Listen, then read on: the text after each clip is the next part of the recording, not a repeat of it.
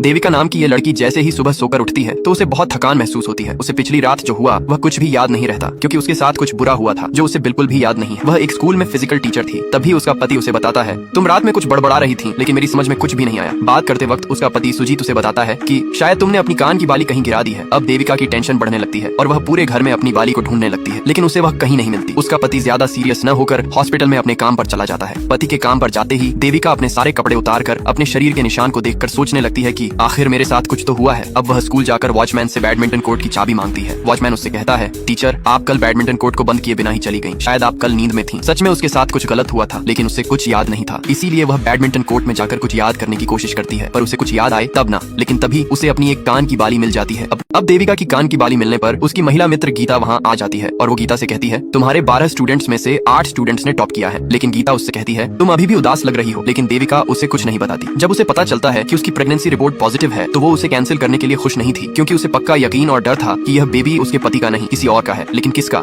यह उसे भी पता नहीं था। इसीलिए उसने यह बात अपने पति को ना बताने का फैसला किया। लेकिन जब उसने फिर से गीता से बातचीत की तो गीता ने उसे बताया, यह सब केवल तुम्हारे मन का भ्रम है और अगर तुम्हें सच में कोई परेशानी है तो तुम्हें एक साइकियाट्रिस्ट के पास जाना चाहिए। तो देविका गीता से कहती है, शायद मेरे साथ किसी ने गलत काम किया है, लेकिन मुझे कुछ भी याद नहीं। अब रात को देविका अपने पति से दूर होकर अकेले कमरे में इंटरनेट पर अपना MMS ढूंढने लगती है, क्योंकि उसे शक था कि कहीं उसका MMS बनाकर किसी ने लीक तो नहीं कर दिया। लेकिन तभी उसका पति वहाँ आ गया और वो कैलेंडर को देखकर उसे पूछने लगा, कहीं तुम्हारे पीरियड्स तो नहीं आ गए। देविका ने उसे हाँ कहकर कमरे से बाहर भेज दिया और टेंशन के मारे वहीं सो गई। अगले दिन